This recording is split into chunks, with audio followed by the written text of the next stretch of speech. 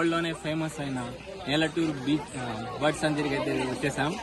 So ఇండియాలో చాలా bird centuries ఉన్నాయి, కానీ ఇక్కడ మాత్రం స్పెషాలిటీ ఏంటో తెలుసా? ఇక్కడ పక్షులు ఎక్కడెక్కడో వేల కిలోమీటర్ల నుంచి ప్రయాణం చేసి ఈ బర్డ్ సెంచరీకి అయితే వస్తాయి. సో ఇక్కడ మన దేశం నుంచే కాకుండా ఆస్ట్రేలియా, సిడ్నీ, మెల్బోర్న్, తర్వాత బంగ్లాదేశ్, బ్యాంకాక్, థాయిలాండ్, హాంకాంగ్ ఇలా ఇంకా ప్రముఖమైన దేశాల నుంచి చాలా దూరం కొన్ని మైళ్ళ కిలోమీటర్లు ప్రయాణం చేసి ఇక్కడికి వస్తాయి. సో తన ఒక ఆహారం కోసం ఇక్కడికి వచ్చి ఇక్కడ మనల్ని కనువిందు చేసి, ప్రేక్షకుల్ని కనువిందు చేసి, సో ఇది ఒక టూరిజం గా ఏరియాలో చాలా అద్భుతమైన ప్లేస్. సో అందరూ వచ్చి ఇక్కడ చూడాల్సిందిగా, ఇది ఒక నేచర్ బ్యూటీ అని చెప్పొచ్చు. సో ఎందుకంటే ఆర్టిఫిషియల్ కాకుండా ఒక నేచర్ ని బట్టి ఒక న్యాచురాలిటీని క్రియేట్ చేసే ఒక అందమైన ప్రపంచం ఇక్కడ ఉంది, పక్షుల ప్రపంచం. సో రకరకాల పక్షులు, ఎన్నో రకాల పక్షులు, ఒకటి కాదు రెండు కాదు, కొన్ని లక్షల రకాల పక్షులు ఇక్కడికైతే వస్తాయి. సో అది మనం చూసి ఒక కొత్త ఫీల్ ని మనమైతే అనుభవించవచ్చు. సో ఖచ్చితంగా మీరు నేలటూరు బర్డ్ సెంచరీకి అయితే వచ్చి విజిట్ చేయండి.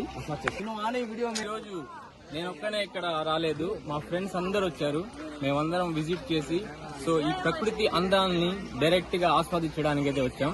సో ముందుగా మా ఫ్రెండ్ చంద్రమౌళి హాయ్ చెప్పు, తర్వాత మా friend Abdul hi, Hamza come here. So ఇంకో అతను స్పెషల్ పర్సన్ గురించి చెప్పాలి, అమీరు. అతనైతే ఇంకొక స్పెషల్ పర్సన్ అమీరు, అతనైతే ప్రజెంట్ అయితే వీడియో తీస్తున్నాడు.